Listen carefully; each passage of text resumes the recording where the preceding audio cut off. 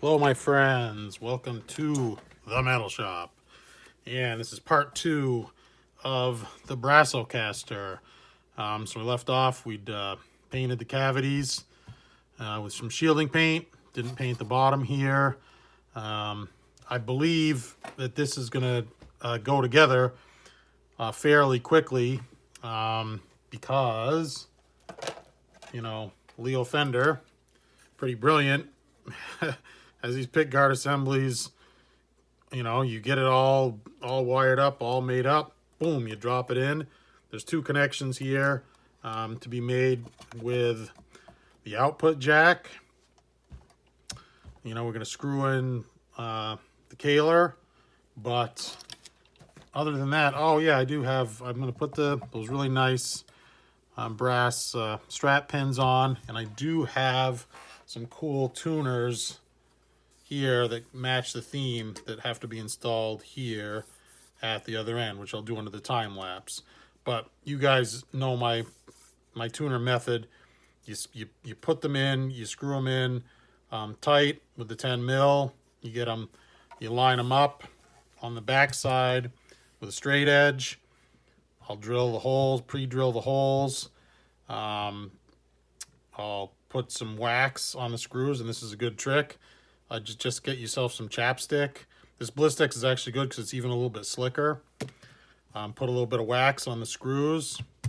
Drive your screws home. Retighten from the face. Not really rocket surgery. So, yeah. And then, stringing it up and getting it set up will probably take the longest. I'm going to check these frets for level and make sure these are pretty good and clean. Sometimes they come through and they're really nasty, tarnished, and dirty, even on a brand new neck. I'll take something light colored, rub them. Sorry if I'm shaking the sky cam, and see if I get that black tarnish off them. I've already done this, and you really don't. I'm really not getting any. I don't know that they're pretty nice and slick. I don't know that they need to, yeah, look at that. That they need to be polished. There's nothing coming off that. So nice job on the they're really getting quality stuff from China, from the person of Asian descent that made this quality neck for me. All right, cool. Hope you guys can appreciate the joke. But anyway, let's go to the time lapse and start putting some parts on this thing. All right, cool.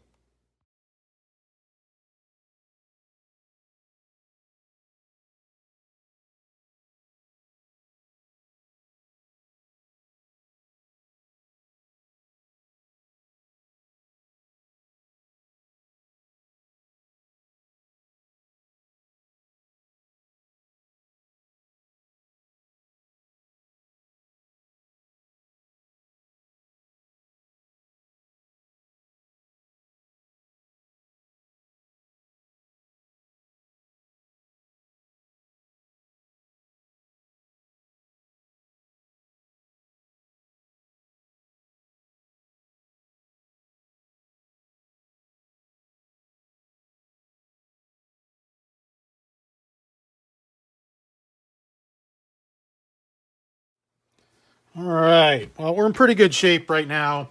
You saw in the time lapse, got the pick guard mounted up. Tough kind of finagling all the wires in there. Got the Kahler mounted up. I did sneak the ground wire right here to underneath the Kahler. So it is a tiny little bit exposed. Not ideal, but what I really need to get a long drill bit.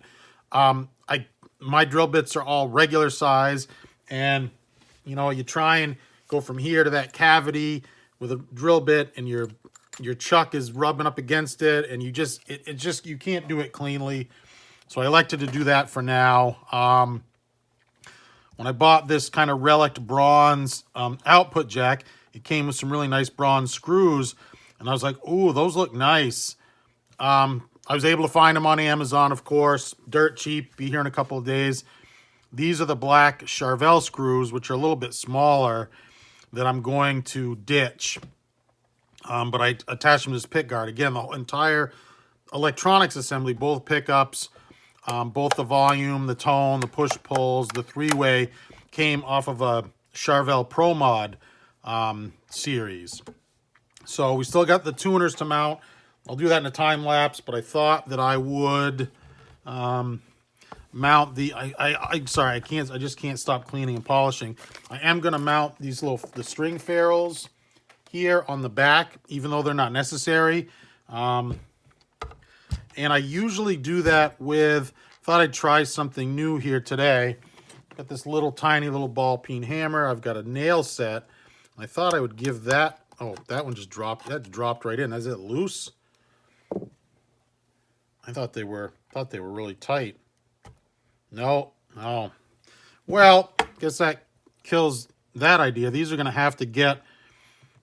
I don't know if I can get those out now. I'm going to have to put a little drop of super glue or something on them. If I can even get these out. I really don't want to remove the Kahler. Just bang the guitar on the. No, they're stuck in there. What I'll probably end up doing is I'll drizzle a little bit of glue down through the hole in these, and then when I turn it upside down, it will capture it. I'm going to put a little drop on the outside of the rest of these, so that kind of kills that.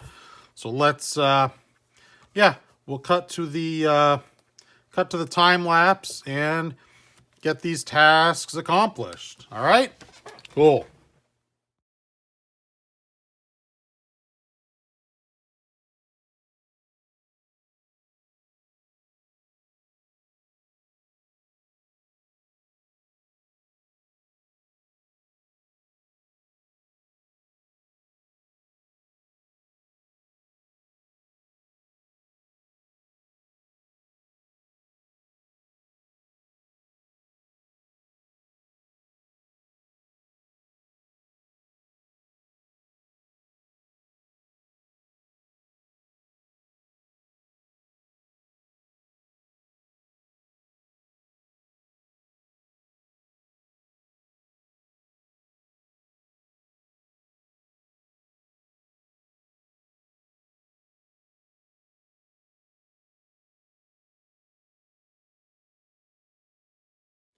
All right, well, we've got the tuners installed, and I know it's just a picayune, small little detail.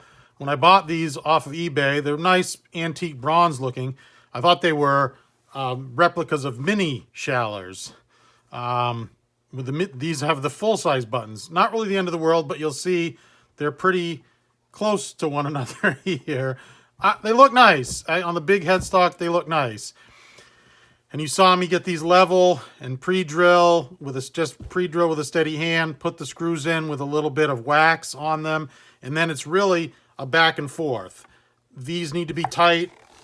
Then we're tightening the bolts here, the ferrules, the threaded ferrules here, we're tightening those, and then going back and we're retightening up the screws there. And you saw I also tightened up the buttons, which were kind of loose. I think that looks pretty cool on the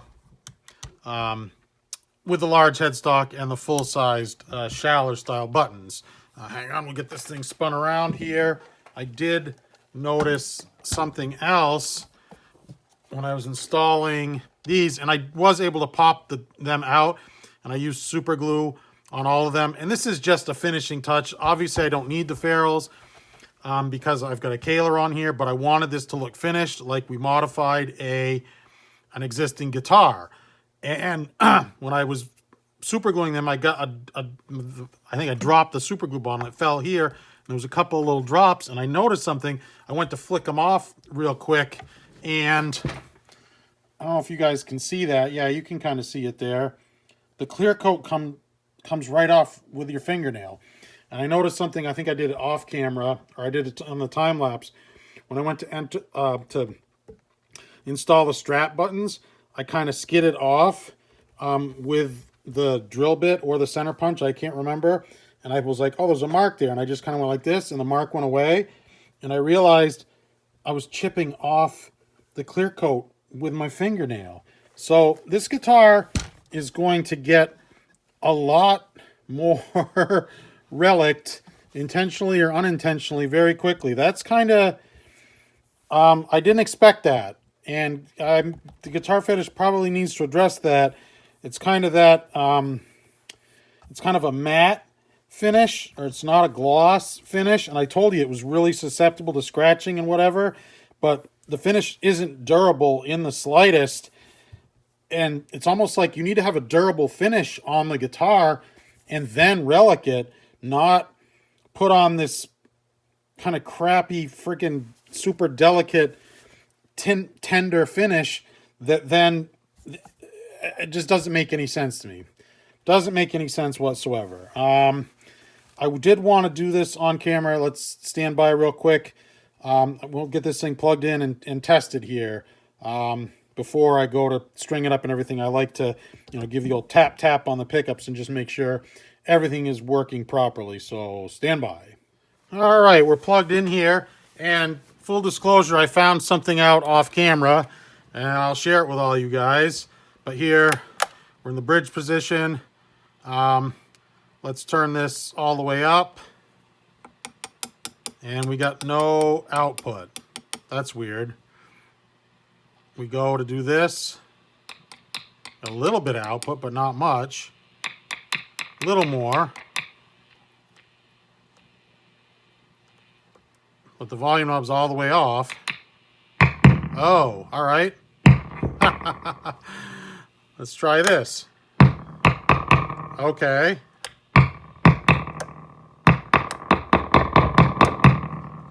All right. So what's going on here? Well, I bought that San Dimas Pro Mod that I got was here. Let me turn off the GK 250 ml because it's super noisy and tell you guys what's going on. I bought that Charvel San Dimas Pro Mod because I needed the left-handed neck for Richie Sambora, his white Jackson replica that I'm building. I needed that neck, so I bought the guitar, took the neck off it. I used the body, built a left-handed guitar, a replica of Richie's black guitar.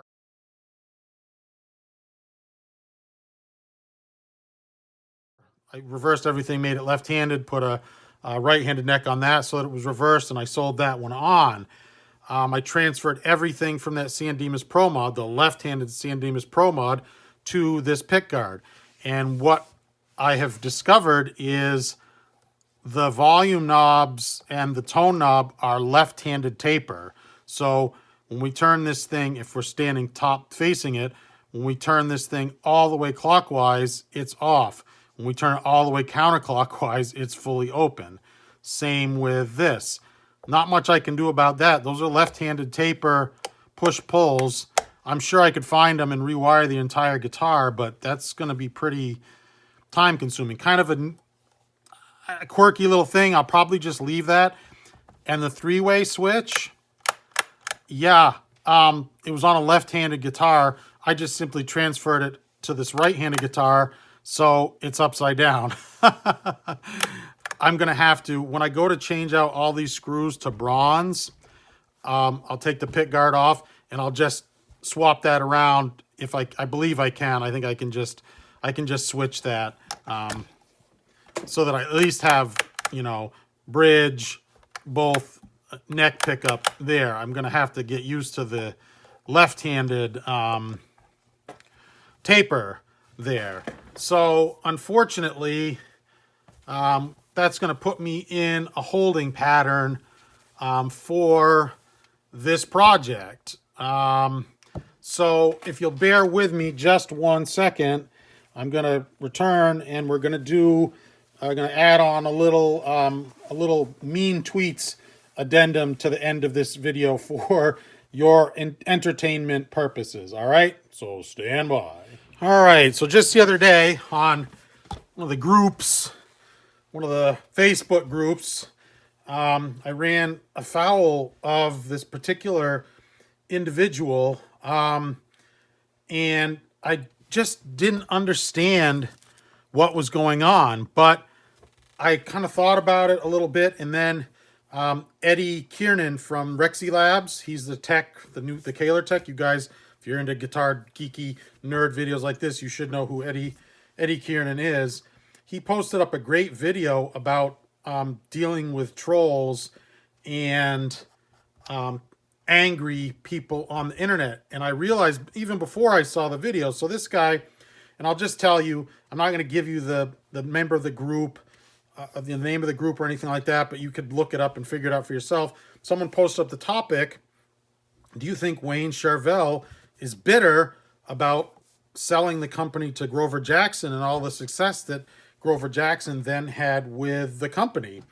So that's not really a fact-based question. It's really more of an opinion. And most of the answers were the same. And they said, yes, they believe Wayne Charvel is bitter about selling his company and all of the success that Grover had after Wayne sold the company. And they based it on, empirical data, like Wayne tried repeatedly over and over and over again to revive his brand with the WRC guitars, the WC guitars with the shells on them. He had his own Charvel logo with a big V that Grover had to give him a cease and desist on. So you could tell that, he had a hard time letting go. And I think Jackson even reached out to Wayne at one point and asked him to make a revival series of guitars and not Grover, which was, what a slap in the face. But so anyway, most people said, yes, he's bitter. And a couple people even said, yeah, I know Wayne Charvel. He's really bitter about it. And I offered my opinion, which I considered to be a fairly educated opinion. I've loved the brand since the early 80s. Got the first Charvel when I could afford one in 1990, but I've always wanted one. And after I bought that one, I've never looked back. I've owned tons of Jacksons and Charvels. I bought Wayne's book. My number one trouble guitar is a beat up, a second body, a blem body that I bought from Michael Charvel. I had lots of conversations with Michael on the phone and even Wayne once. I don't claim to know the man, but I felt like I offered a pretty educated opinion, having been, a student of the industry for, going on 40 years. And I said, I believe Wayne is bitter due to the things that I mentioned, all of his attempts at, kind of reviving the guitar brand, using the model that Grover had success with to then even Wayne guitars, which were pretty successful. All the guitars he built were copies of Grover's guitars, Hot Rod Flames and Van Halen Stripes and Bullseyes. Those were all Grover's guitars. So I said, yeah, I think he is bitter. And some guy says to me, and now bear in mind, there's about 20 comments all saying, yes, Wayne was bitter, giving their own opinions, their own research, their own experience as to why Wayne was bitter. This guy picks me out and says, do you even know Wayne? And so I answered, no, I don't. I've had a couple conversations with Michael on the phone, actually several, one with Wayne. I don't know the man, but I feel like I gave an educated opinion. He retorts with well-educated. That's rich. So I don't shrink away from anything. By nature, I'm an aggressive, kind of a confrontational person. And I should be better at dealing with trolls, being a creator, and, you have your fair share of them. But I was like, who the F are you? I said, why don't, instead of making, but so that's aggressive, but I did follow it up with, why don't you offer something substantial to the conversation instead of just snarky, sarcastic comments? He'd made one previous, just a blanket comment to the guy who started the thread, whose first name was Jack. And he said, you don't know Jack and you don't know Wayne. That wasn't direct. That was directed at the original poster. So I said, why don't you offer something substantial to the conversation? Until then, I'm like, shut your pie hole. So I get the retort, very substantive comment to the conversation. Eat, SHIT, and die. So at this point, I'm like, I go to his page, which is what you do. I look to his page, and I'm like, who is this guy? And you can see his recent activity. And I've forgotten that he had commented on a previous thread I was talking about the old Charvel series from the 90s with the kind of the ugly nutsack headstocks. I'd made a post about that, and he didn't really care for that, kind of disagreed with me, but it was constructive. But so anyway, I look on his page, and all of his recent activity is directed at me.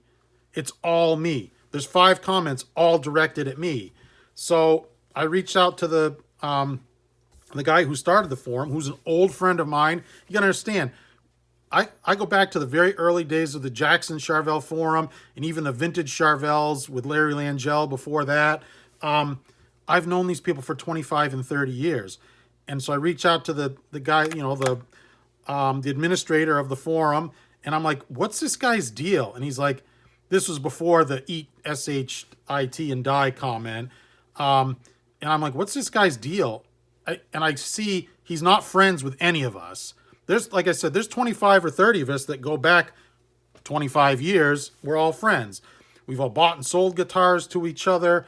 We all were in the JCF series where we had guitars built together, 3 guitars built, if you include the Bullseye Charvels. You know, I know all these guys. He's not friends with any of us. No friends in common. And I look, he hasn't posted a thing. It's just these bunch of snarky comments directed at me. So I asked my good friend, I said, hey, what is this guy's deal? He's like, let me know. I'll toss him. And after the eat shit and die comment, I said, you read through it yourself and make your own judgment. And he banned. Hey guys, it's the Metal Cop from the future here. And I just wanted to interject here very quickly that a couple of days later, famed graphic artist Jim O'Connor actually came to the group, and he commented, he liked, and he commented my post about Wayne Charvel. And basically he seconded everything he said, saying that he knows Wayne personally very well and also knows Grover personally very well, having worked for Grover for a year as the in-house graphic artist and did tons of work for Wayne as well. You guys know who Jim O'Connor is. Very, very famous graphic artist, one of the big 3, you know, with Glenn Matejal and Dan Lawrence being the other really noted graphic artist. But Jim O'Connor painted the Steve Vai Eyes guitar. He painted guitars for Keel, for Anthrax, Steve Stevens, Steve Lukather, C.C. DeVille, Prince, and probably most famously, he painted the cover for Ed's Steinberger guitar, that little boat paddle guitar.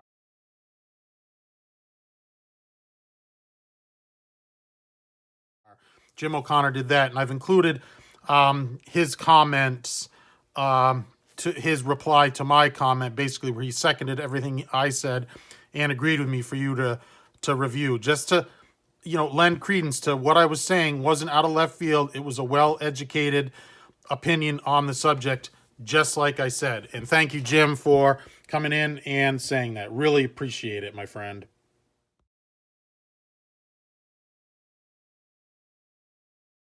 So, but it made me think, and I reached out to the guy, and this was before he got banned, on Facebook Messenger, and I was like, dude, what's your deal? I'm like, I don't know you. Why? You picked out my comment out of 20 comments to give all this venom and hate to. I just don't understand. You know, I don't know you. Do we know each other? What is your deal? And then I realized, I'm like, why are you so angry? And and this was before I saw the Eddie Kieran video. And it's like, you've got to let this stuff go. These haters, these trolls, they're angry. They're unhappy. There's some reason that they're lashing out at you like that. And it's to get a rise out of you most of the time. But what's going on in their lives that makes them so bitter and angry? And I found myself, I did not type this in any way, shape, or form, but I was thinking this. When I went to that guy's profile page, I see that he's not very far away from me. It's less than 2 hours. And the thought entered my mind, like, you can shut your mouth or I can come down there and shut it for you. And then I realized, like, don't play his game. This is what the guy wants. He wants you to crash out and lose your mind over it. Don't do it. I didn't say that. I'm just telling you in the spirit of honesty that these people are going through something. They're unhappy in their lives. And don't pour gasoline on their fire if at all possible. So a little bit of mean tweets, a little bit of kind of like a PSA on dealing with the trolls and the haters. A lot of people out there are much better at dealing with it than I am. Like I said, I'm confrontational. I'm argumentative by nature. I don't really let stuff go. I won't let it get too far. I've grown up a lot in my years, but I will, like I said, you're going to hear about it, and I'll block you, and eventually I will be the one to walk away. There's the difference right there. Anyway, thank you, my friends, for indulging me. I truly do appreciate your support. Sorry, I really hoped we would get this finished in this video, but it's going to be a few days before I get the bronze screws. I'm going to lift this off. I'm going to check the controls. I'm going to flip around this three-way switch. I think I'm going to leave those. I think it's kind of cool having the reversed volume knob. This isn't going to be like one of my #1 playing guitars, I don't think. It's just kind of a fun build, a fun kind of novelty. And a little tidbit too, this has sparked the idea for an upcoming project that I'm actually very, very excited about. So as always, my friends, I truly do appreciate your support. Thank you for your time. Thank you for the view. If you're new to the channel, please click subscribe, hit the bell so you get the notifications. Please give me the thumbs up. Really helps the algorithm. And hit me up in the comments. Now that I've gone on a huge diatribe there about trolls and haters, most of my comments, 95% of you guys are fantastic. It's all positive. I love the interactions I have with my viewers. Hit me up in those comments. I still respond to every single comment. This is the BrassoCaster Part 2. And I always close with, I truly do appreciate your support. Thank you, my friends. Take care. Bye-bye.